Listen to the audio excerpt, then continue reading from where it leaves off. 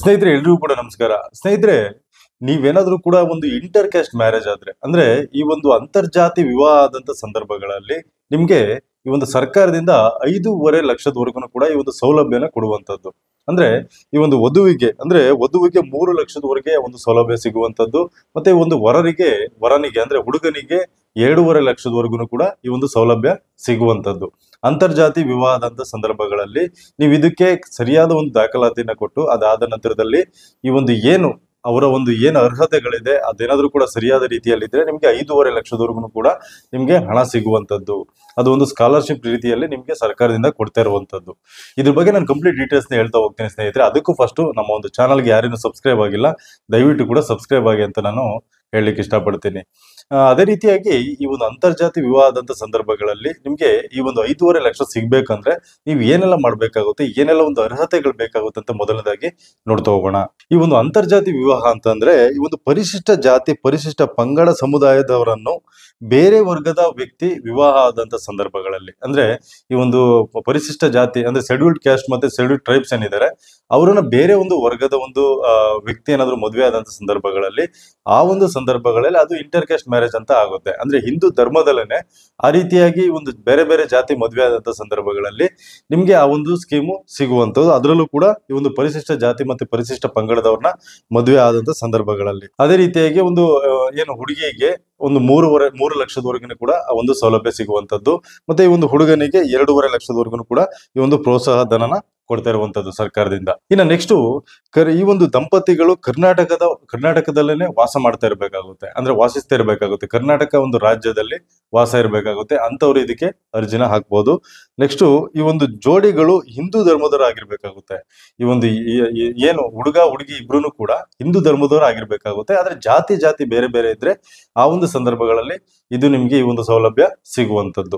ಅದರಲ್ಲೂ ಕೂಡ ಈ ಒಂದು ಒಬ್ಬ ಸಂಗಾತಿಯು ಪರಿಶಿಷ್ಟ ಜಾತಿ ಮತ್ತು ಪರಿಶಿಷ್ಟ ಪಂಗಡಕ್ಕೆ ಸೇರಿದರೆ ಇನ್ನೊಬ್ಬರು ಬೇರೆ ಸಮುದಾಯಕ್ಕೆ ಸೇರಿರ್ಬೇಕಾಗುತ್ತೆ. ಅಂದ್ರೆ ಒಬ್ಬ ಸಂಗಾತಿಯು ಆ ಹುಡುಗ ಅಥವಾ ಹುಡುಗಿ ಈ ಒಂದು ಬೇರೆ ಸಮುದಾಯದಲ್ಲಿ ಇದ್ರೆ ಈ ಒಂದು ಯಾರಾದ್ರೂ ಕೂಡ ಒಬ್ರು ಹುಡುಗ ಅಥವಾ ಹುಡುಗಿ ಈ ಒಂದು ಶೆಡ್ಯೂಲ್ಡ್ ಕ್ಯಾಸ್ಟ್ ಈ ಒಂದು ಪರಿಶಿಷ್ಟ ಜಾತಿ ಮತ್ತೆ ಪರಿಶಿಷ್ಟ ಪಂಗಡದವರು ಯಾರಾದ್ರೂ ಕೂಡ ಒಬ್ಬರಾಗಿರ್ಬೇಕಾಗುತ್ತೆ. ಹುಡುಗ ಆಗಿದ್ರು ಆಗುತ್ತೆ, ಹುಡುಗಿ ಆಗಿದ್ರು ಕೂಡ ಆಗುತ್ತೆ. ಅದೇ ರೀತಿಯಾಗಿ ಈ ಒಂದು ದಂಪತಿಗಳ ಒಟ್ಟು ವಾರ್ಷಿಕ ಆದಾಯ ಅದರಲ್ಲಿ 5 ಲಕ್ಷಕ್ಕಿಂತ ಕಡಿಮೆ ಇರಬೇಕಾಗುತ್ತೆ. ದಂಪತಿಗಳ ಒಂದು ವಾರ್ಷಿಕ ಆದಾಯ 5 ಲಕ್ಷಕ್ಕಿಂತ ಕಡಿಮೆ ಇರಬೇಕಾಗುತ್ತೆ. ನಂತರ ನೀವು ಮದುವೆ ಆಗಿ 1.5 ವರ್ಷದ ಒಳಗಡೆ ಇದಕ್ಕೆ ಅರ್ಜಿನ ಹಾಕ್ಬೇಕಾಗುತ್ತೆ.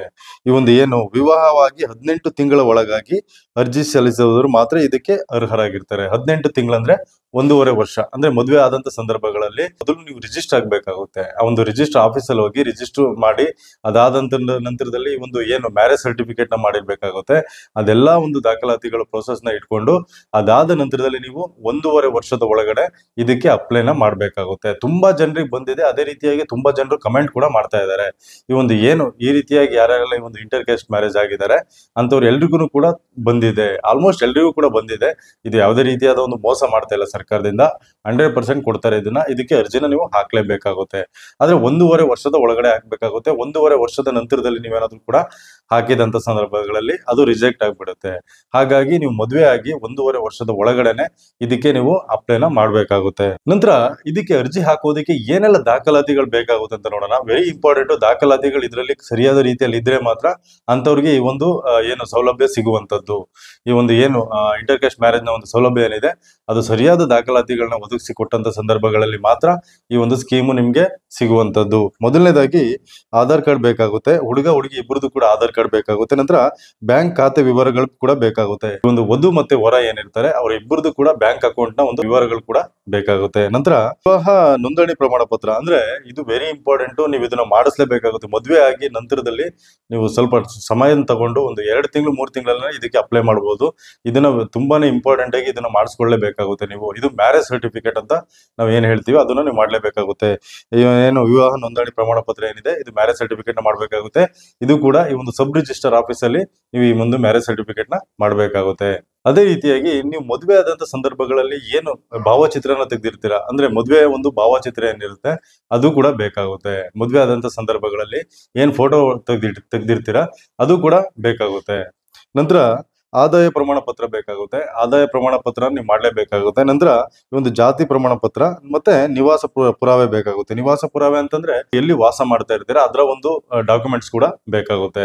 ನೀವು ವಾಸಸ್ಥಳ ದೃಢೀಕರಣ ಪತ್ರನ ಮಾಡಿಸಿದ್ರು ಕೂಡ ಅದು ಕೂಡ ಆಗುವಂತದ್ದು. ಇದಕ್ಕೆ ನೀವು ಎಲ್ಲಿ ಅರ್ಜಿ ಹಾಕ್ಬೇಕಾಗುತ್ತೆ ಅಂದ್ರೆ ನಿಮ್ಮ ಒಂದು ಅರ್ಜಿ ನಮೂನೆ ಏನ್ ಸಿಗುತ್ತಲ್ವಾ ಅದು ಈ ಒಂದು ಸಮಾಜ ಕಲ್ಯಾಣ ಇಲಾಖೆಯಲ್ಲಿ ಸಿಗುತ್ತೆ.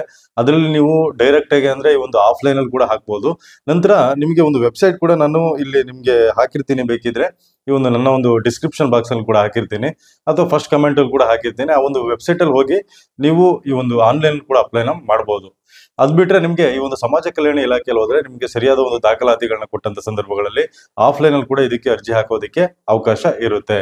ಓಕೆ ಸ್ನೇಹಿತರೆ, ಇದ್ರ ಬಗ್ಗೆ ಕಂಪ್ಲೀಟ್ ಡೀಟೇಲ್ಸ್ ನಿಮ್ಗೆ ಅರ್ಥ ಆಯ್ತು ಅಂತ ಅನ್ಕೊಳ್ತೀನಿ. ಏನಾದ್ರು ಕೂಡ ಡೌಟ್ಸ್ ಇದ್ರೆ ನನಗೆ ಕಮೆಂಟ್ ಮಾಡಿ ಅಂತ ಹೇಳ್ತಾ ಈ ಒಂದು ವಿಡಿಯೋ ಇಲ್ಲಿ ಮುಗಿಸ್ತಾ ಇದ್ದೀನಿ. ಮುಂದಿನ ವಿಡಿಯೋದಲ್ಲಿ ಮತ್ತೆ ಸಿಗ್ತೀನಿ. ಧನ್ಯವಾದ ಸ್ನೇಹಿತರೆ.